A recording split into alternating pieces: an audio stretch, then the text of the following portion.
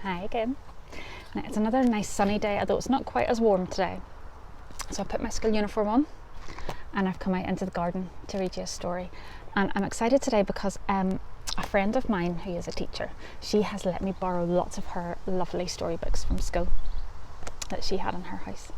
And the first one is a story that I have always loved whenever I was a little girl and still as a grown-up. It's a story maybe some of your mummies and daddies might know as well, so you could ask them. And it's called The Railway Children. So it's a shorter version.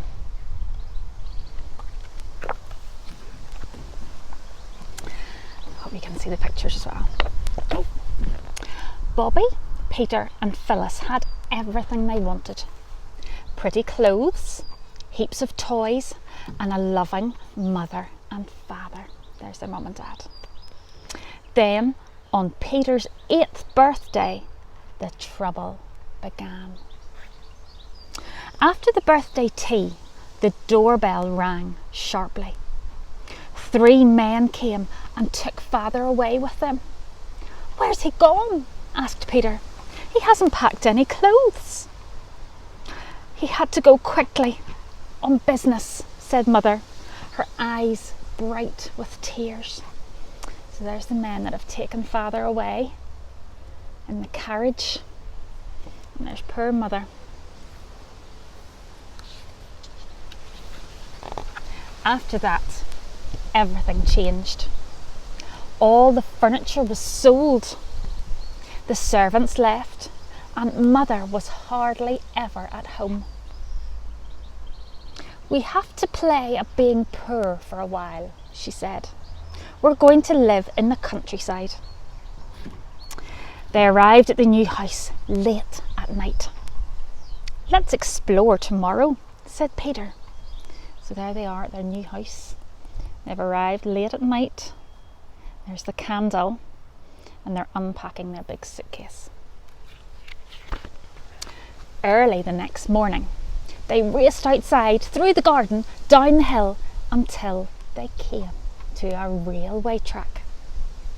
There was a great rumbling sound, and with a whoosh, a train shot out of the tunnel. "Oh, look," says Peter, "it's like a dragon." "Perhaps it's going to London," yelled Phyllis above the noise.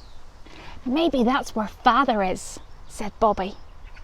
"If it's a magic train, it'll take our love to him. Let's wave." So there's Bobby, and she's waving her handkerchief. And there's Phyllis shouting over the noise, and Peter pointing at the train.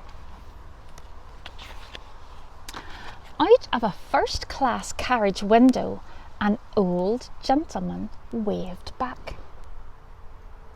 Every day after that, the children ran down to the railway to wave to the old gentleman and to send their love to Father. "Let's do something different," Peter suggested one day. "We could walk along the path by the track."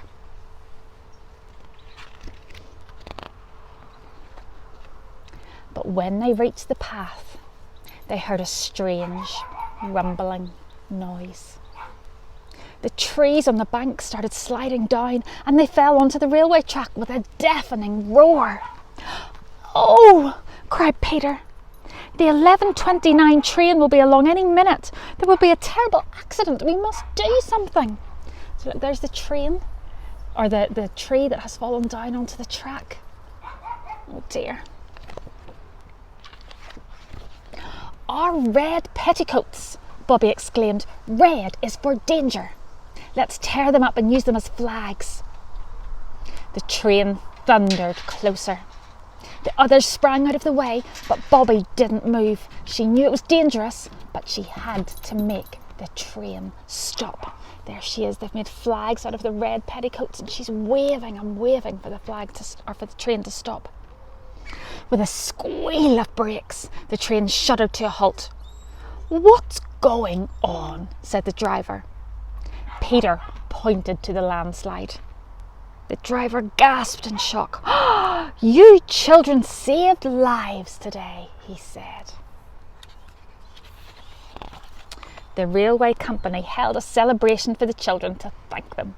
with a brass band, bunting and cake. The railway director gave them each a gold watch, but best of all, their own old gentleman from the train was there. "Do come back for tea," said Phyllis. At home, Bobby took the old gentleman's coat. She glanced at the newspaper and then stopped and stared. There was a photograph of Father. "Spy trial," it said, then "guilty and 5 years in jail." Oh, Daddy, she cried, "you didn't do it." Bobby ran to her room to hide her tears. Mother didn't want us to know, she realised. She didn't want to worry us.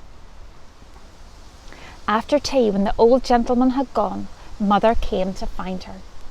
Bobby cried and cried, but she wouldn't say why.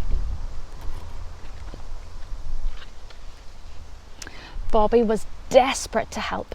She decided to write a letter to the old gentleman. "Dear friend," she wrote, "see what it says in this paper, that this is our father, but he isn't a spy. Could you find out who did it? And then they would let Father out of prison. Just think if it was your daddy, how you would feel. Please help me. Love from Bobby." Time passed and nothing happened. Bobby missed Father so badly. Her mind was filled with wanting him.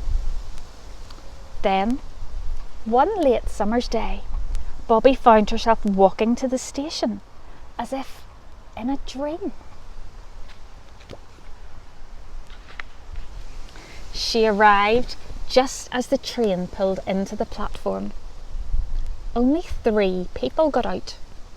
An old woman, the grocer's wife, and the third, who do you think it was? Oh, my daddy, my daddy. Bobby's cry pierced the air.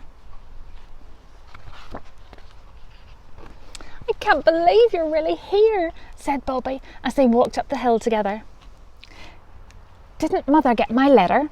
Father asked. "They found the real spy. Your old friend helped catch him." "Now run ahead," he said, "and tell everyone I'm back." He came up the garden path, his heart beating fast. Mother, Bobby, Peter and Phyllis stood in the doorway. "You're home," they all cried. "You're home at last." There you go. What did you think of that story? Maybe when you're older you'll be able to read that story by yourself. There's a lovely, lovely film about it too. And every time I watch it, I really enjoy it, and then I have a little cry at the end because it's so happy. So come back tomorrow and we'll see what story we've got for you then. Bye bye.